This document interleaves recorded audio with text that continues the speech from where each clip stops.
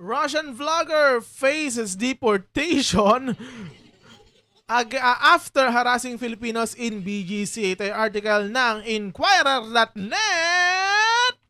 Nabayaran ng bilyar. Okay, lagi natin lalagyan ng ganyang ano yan para madala. A Russian vlogger who drew the public's ire for harassing Filipinos in Bonifacio Global City in Taguig is now under the custody of the Bureau of Immigration pending his deportation. So, nung nakaraan mga kaibigan, may nag-viral na isang Russian vlogger / streamer na kung ano-ano ang pinagkagawa sa BGC. At ito hindi ko napanood kaya alamin lang natin kung ano nangyari. Vitaly Zavoretsky, yan. Sana tama yung sinasabi natin. 33 was arrested and now under custody in the BI detention facility in the camp Magundiwa following his controversial live stream which went viral on April 1. Nako, as an April Fool's joke pa pala ang hayop. So, nagla-live stream siya sa platform na Kick.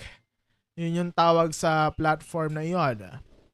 In the live stream, Zorvetsky, diba? Zorvetsky was seen grabbing a security guard's hat, attempting to seize the gun of another security guard and threatening to rob a woman.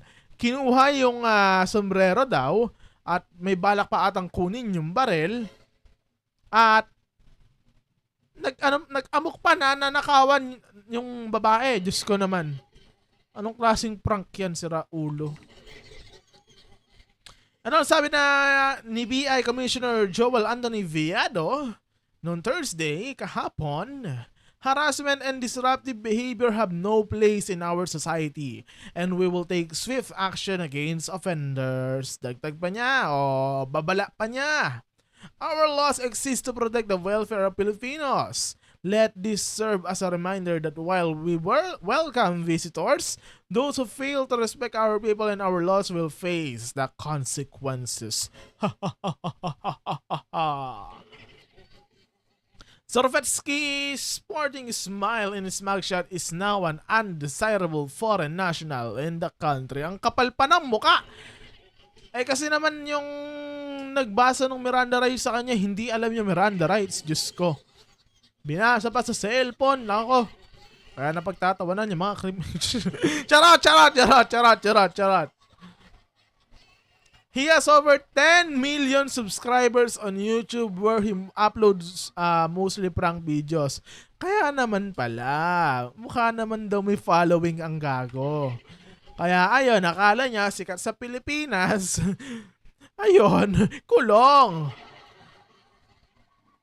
Ito sabi ni Viado ulit na BI Commissioner.